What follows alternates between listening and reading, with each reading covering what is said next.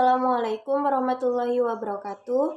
Yang terhormat dosen pengampu mata kuliah Matematika Bisnis dan teman-teman perbankan syariah kelas B yang saya banggakan. Saya di sini, Novita Selvia, akan memaparkan hasil mini riset dari kelompok 6 dengan judul Sistem Persamaan Linear menentukan titik ekuilibrium pada saat terjadinya dumping produk olahan kelapa sawit di Indonesia. Baik, langsung saja saya akan memaparkan di sini di mana dumping itu adalah praktik dagang yang dilakukan eksportir dengan menjual komoditi di pasar internasional dengan harga yang kurang dari nilai yang wajar atau lebih rendah dari harga barang tersebut di negerinya sendiri atau juga dari harga jual kepada negara lain pada umumnya. Nah, politik dumping ini merupakan strategi perdagangan yang kontroversial di mana suatu negara itu atau suatu perusahaan menjual produk di pasar internasional dengan harga lebih rendah daripada di pasar domestik atau di bawah biaya produksi. Jadi dalam konteks produk olahan kelapa sawit di Indonesia, teori SPL itu relevan untuk menjelaskan faktor-faktor yang mendorong produsen lokal melakukan praktik dumping. Kelebihan pasokan itu salah satu alasan utama mengapa dumping itu terjadi. Karena di Indonesia sebagai produsen kelapa sawit terbesar di dunia memiliki kapasitas produksi yang melampaui permintaan domestik.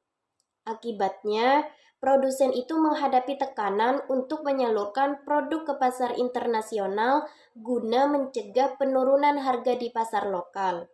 Sehingga beberapa faktor mendorong strategi ini seperti subsidi pemerintah yang mendukung ekspor produk olahan sawit termasuk biodiesel.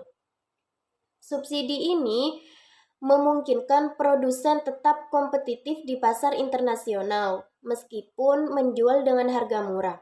Selain itu, perusahaan besar seringkali menggunakan strategi ini untuk mendominasi pasar global dengan harapan mengeliminasi pesaing dan meningkatkan kontrol pasar dalam jangka panjang. Namun, strategi harga yang agresif ini sering menuai kritik. Salah satu contoh nyata adalah ketika Uni Eropa menuduh Indonesia melakukan dumping biodiesel berbasis kelapa sawit pada tahun 2019. Tuduhan ini berujung pada pengenaan tarif anti-dumping yang berdampak signifikan terhadap ekspor biodiesel di Indonesia. Peningkatan infrastruktur logistik seperti modernisasi pelabuhan utama di Dumai dan Belawan turut mendorong efisiensi ekspor produk sawit. Namun, efisiensi logistik juga berkontribusi pada fenomena dumping karena menekan harga produk lebih rendah dibandingkan negara-negara pesaing seperti Malaysia. Baik, mungkin hanya itu yang dapat saya sampaikan. Kurang lebihnya mohon maaf. Selanjutnya akan disampaikan oleh pemaparan materi selanjutnya, yakni anggota dari kelompok 6. Wassalamualaikum warahmatullahi wabarakatuh. Saya akan melanjutkan presentasi dari teman saya, peningkatan infrastruktur logistik, seperti modernisasi pelabuhan utama di Dumai dan Belawan, turut mendorong efisiensi ekspor produk sawit. Namun, efisiensi logistik juga berkontribusi pada fenomena dumping, karena menekan harga produk lebih rendah dibandingkan negara-negara pasar pesaing seperti Malaysia. Indonesia sebagai produsen terbesar kelapa sawit di dunia menghadapi sebagai tantangan dari negara-negara lain, terutama Eropa dan Amerika Serikat. Kedua negara ini menerapkan kebijakan anti-dumping terhadap produk biodiesel dan minyak kelapa sawit Indonesia dengan alasan bahwa produk tersebut dijual dengan harga yang lebih rendah dari biaya produksi. Pada tahun 2013, Uni Eropa mengenakan biaya masuk anti-dumping yang tinggi terdapat biodiesel Indonesia. Mengklaim bahwa Indonesia melakukan dumping, hal ini menyebabkan penurunan signifikan dalam ekspor biodiesel Indonesia ke pasar Eropa. Putusan WTO pada 2018 memaksa Uni Eropa untuk mencabut kebijakan tersebut setelah Indonesia memenangkan kasusnya di pengadilan internasional. Tudingan serupa juga datang dari AS, di mana mereka mengenakan tarif anti-dumping yang tinggi terhadap biodiesel Indonesia. Pemerintah AS mengklaim bahwa subsidi yang diterima oleh produsen biodiesel Indonesia membuat harga jualnya lebih rendah daripada harga domestik. Praktik dumping dan kebijakan proteksionis yang diterapkan oleh negara-negara mengimpor berdampak langsung pada industri kelapa sawit di Indonesia, yaitu penurunan pendapatan petani. Kebijakan ini menyebabkan harga produk kelapa sawit domestik menurun, merugikan petani lokal yang bergantung pada harga pasar yang stabil dan pengangguran. Penurunan permintaan ekspor dapat menyebabkan pengurangan lapangan kerja di sektor pertanian dan pengolahan kelapa sawit. Pemerintah Indonesia telah mengambil langkah-langkah untuk melawan tuduhan doping melalui diplomasi, pendanaan, dan integrasi di WTO. Kementerian Pandangan Hati memperjuangkan hak-hak industri sawit Indonesia di forum internasional dan berusaha untuk mengurangi dampak negatif dari kebijakan proteksionis negara lain. Teori equilibrium dalam ekonomi menyatakan bahwa pasar berada dalam keadaan seimbang ketika jumlah barang yang ditawarkan sama dengan jumlah barang yang diminta pada harga tertentu. Dalam konteks dumping, equilibrium dapat terganggu oleh kebijakan anti-dumping yang dikenakan oleh negara pengimpor. Teori equilibrium dapat konteks politik dumping produk olahan kelapa sawit Indonesia melibatkan analisis keseimbangan antara penawaran dan permintaan di pasar internasional, serta dampak kebijakan anti-dumping yang diterapkan oleh negara pengimpor. Dalam hal ini, kita akan merumuskan persamaan yang menggambarkan interaksi antara harga, kuantitas, dan faktor-faktor yang mempengaruhi pasar kelapa sawit. Untuk memahami teori equilibrium dalam konteks dumping, kita dapat menggunakan persamaan dasar berikut.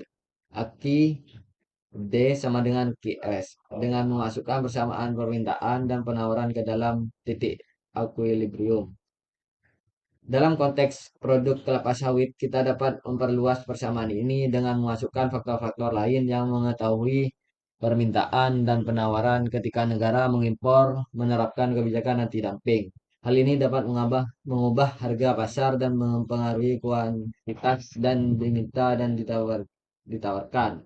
Misalnya, jika Uni Eropa mengenakan tarif anti-dumping pada biodiesel Indonesia, maka terjadi kenaikan harga. Mengenakan tarif dapat menyebabkan harga biodiesel Indonesia meningkat. Penurunan permintaan dengan harga yang lebih tinggi, permintaan dari pasar Eropa mungkin menurun. Dan penurunan penawaran produsen di Indonesia mungkin mengurangi produksi karena berkurangnya permintaan ekspor. Sekian dari saya, kurang lebihnya mohon maaf. Membentuk sistem persamaan linier pada kasus dumping produk olahan kelapa sawit di Indonesia menggunakan dua kurva, yaitu kurva permintaan dan kurva penawaran. Pada kurva permintaan, menggambarkan hubungan antara harga atau P dan jumlah barang yang diminta atau QD oleh pembeli. Sedangkan pada kurva penawaran, menggambarkan hubungan antara harga atau P dengan jumlah barang yang ditawarkan atau QS oleh penjual. Langkah dalam membentuk persamaan linier untuk setiap kurva, baik berupa permintaan dan penawaran, kita membutuhkan dua titik. Data berupa harga atau P dan jumlah yang bisa kita sebut QD pada kurva permintaan dan QS pada penawaran. Misal, pada kurva permintaan, kita membutuhkan dua titik, yaitu P1, QD1 dan P2, QD2. Sedangkan pada kurva penawaran, kita membutuhkan dua titik juga, yaitu P1, QS1 dan P2, QS2, di mana P di sini sebagai titik X dan Q sebagai titik Y. Nah, proses ini bertujuan untuk membentuk sistem persamaan linier dari dua kurva, yaitu kurva permintaan dan kurva penawaran dengan menggunakan data berupa P sebagai harga dan Q sebagai kuantitas atau jumlah barang.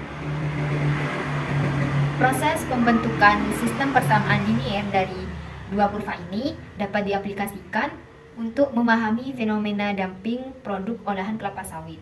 Dalam konteks ini, kurva permintaan atau QD menunjukkan hubungan antara harga minyak kelapa sawit atau P dengan jumlah permintaan domestik dan internasional terhadap produk tersebut. Sebagaimana dalam ekonomi, kurva permintaan memiliki kemiringan negatif. Artinya, saat harga minyak sawit meningkat, maka jumlah permintaan cenderung menurun. Sebaliknya, kurva penawaran atau QS menunjukkan hubungan antara harga atau P dan jumlah barang yang ditawarkan oleh produsen yang biasanya memiliki kemiringan positif. Ketika harga minyak sawit itu naik, produsen cenderung meningkatkan produksi dan penawaran ke pasar. Namun, dalam kasus dumping, dinamika ini menjadi lebih kompleks karena harga produk yang ditawarkan di pasar internasional lebih rendah dari harga domestik atau biaya produksi akibat kebijakan dumping. Setelah melakukan kedua persamaan kurva, yaitu kurva permintaan dan kurva penawaran terbentuk, kita dapat menganalisis pasar dengan menentukan titik equilibrium atau yang biasa disebut dengan titik keseimbangan. Nah, contoh perhitungan pada kasus dumping produk olahan kelapa sawit di Indonesia. Di sini kita mengambil contoh berupa minyak curah. Nah, untuk menentukan titik keseimbangan pada minyak curah ini, langkah pertama kita menentukan kurva permintaan.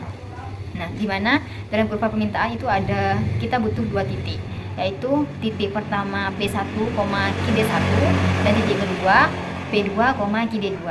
Dalam kurva permintaan terdapat suatu hukum di mana semakin tinggi harga suatu barang, maka jumlah permintaan akan semakin menurun. Nah, untuk P di sini kita misalkan titik X, dan untuk Q kita misalkan untuk titik Y. Sama halnya dengan kurva penawaran, hanya yang berbeda di sini untuk titik pertama dan titik keduanya.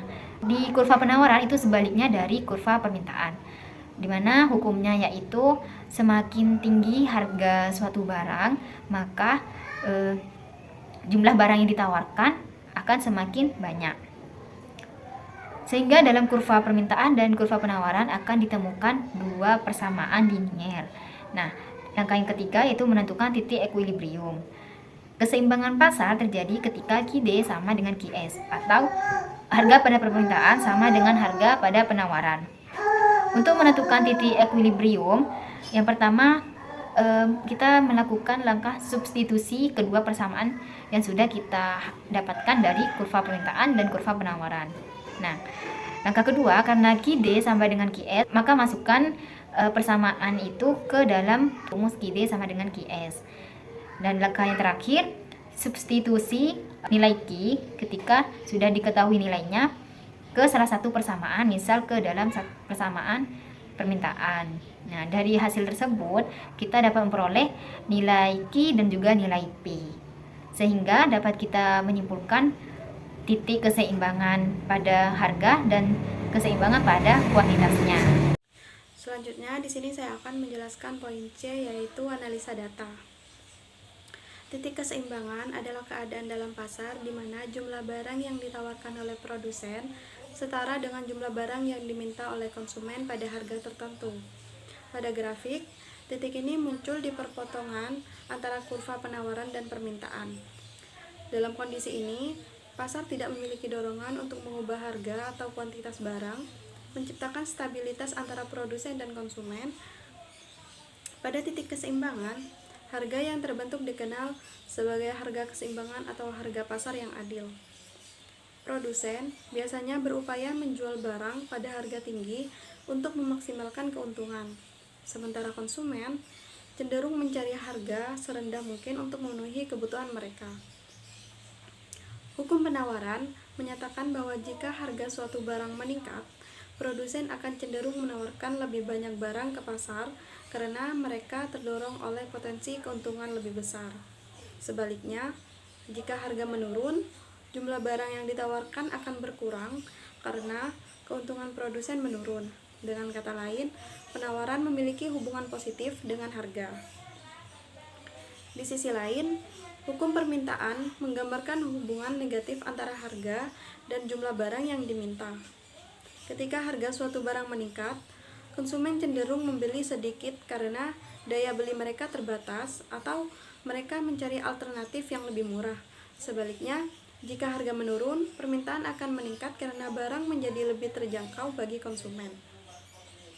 Untuk menentukan titik keseimbangan dalam kasus dumping produk olahan kelapa sawit di Indonesia, beberapa faktor eksternal yang signifikan harus dianalisis. Seperti yang pertama ini, tren produksi dan penjualan. Indonesia adalah produsen minyak kelapa sawit terbesar di dunia dengan kontribusi signifikan terhadap pasar internasional. Yang kedua, biaya logistik dan pengiriman. Biaya logistik dari wilayah produksi utama seperti Sumatera dan Kalimantan ke pelabuhan ekspor adalah faktor penting yang mempengaruhi daya saing harga. Yang ketiga, faktor permintaan global. Permintaan untuk minyak kelapa sawit dan produk olahannya seperti biofuel dan minyak goreng sangat dipengaruhi oleh tren pasar global. Yang keempat, konsekuensi harga. Saat dumping terjadi, harga produk olahan kelapa sawit di pasar ekspor turun secara signifikan. Misalnya hingga 15% sampai 30% lebih rendah dari harga pasar normal. Hal ini menciptakan tekanan besar pada produk domestik yang harus menurunkan harga untuk bersaing, sehingga berdampak pada pendapatan petani kecil. Sekian penjelasan dari saya, selanjutnya akan dijelaskan oleh teman saya. Assalamualaikum warahmatullahi wabarakatuh. Baik, di sini saya akan menerangkan poin kelima, yakni asumsi pasar kompetitif sempurna, di mana SPL mengasumsi adanya pasar kompetitif yang sempurna, di mana tidak ada hambatan dalam persaingan dan semua pihak memiliki informasi yang sempurna. Namun, dalam pasar produk olahan kelapa sawit Indonesia terdapat dominasi oleh beberapa pemain besar yang memiliki pengaruh besar terhadap harga dan distribusi. Selain itu, asimetri informasi mengenai kualitas produk seperti pengetahuan konsumen mengenai kelapa sawit berkelanjutan juga dapat mempengaruhi keputusan pembelian yang tidak tercakup dalam SPL. Mungkin itu saja yang bisa saya sampaikan. Mohon lebihnya mohon maaf.